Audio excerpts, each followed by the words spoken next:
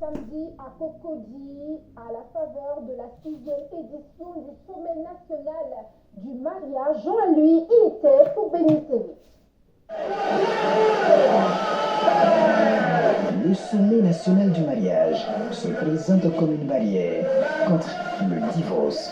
Cette vision est encore la raison unique de la 6e édition du SONAM dans cette salle de complexe hôtelier de la commune de Cocody en Abidjan. 33 couples issus de diverses régions ivoiriennes ont été honorés. 14 ans de mariage. 14 ans. Wow. Nous avons reçu le prix du plus jeune couple de la cérémonie de distinction du Palme d'Or. Et aujourd'hui, nous sommes heureux de pouvoir participer à cet événement. Nous sommes auprès des personnes qui ont eu 40 ans, 30 ans de mariage.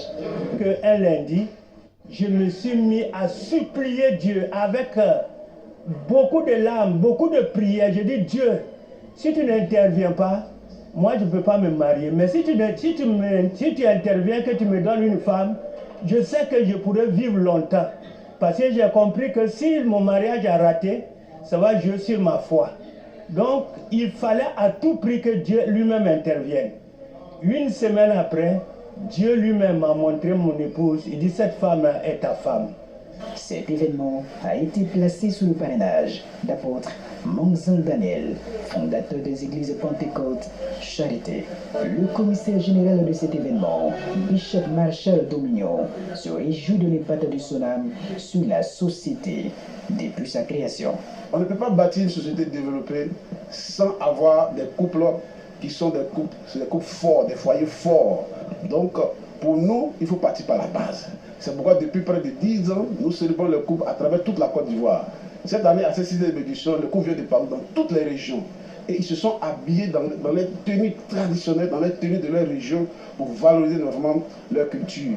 Voilà. Le grand médiateur évangélique, évêque Jonathan Ouba, président de cette cérémonie, a pour sa part offert un voyage tout frais payé en Turquie au couple de l'année, choisi par un tirage. Cela au regard du noble combat que mène l'initiateur de ce programme. Nous voulons donc encourager cette organisation.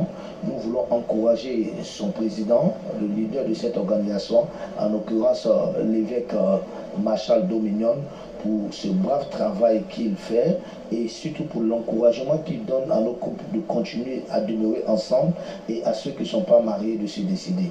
L'édition de 2024 a été marquée par une conférence animée par 3 panélistes autour du thème général, les droits de la famille.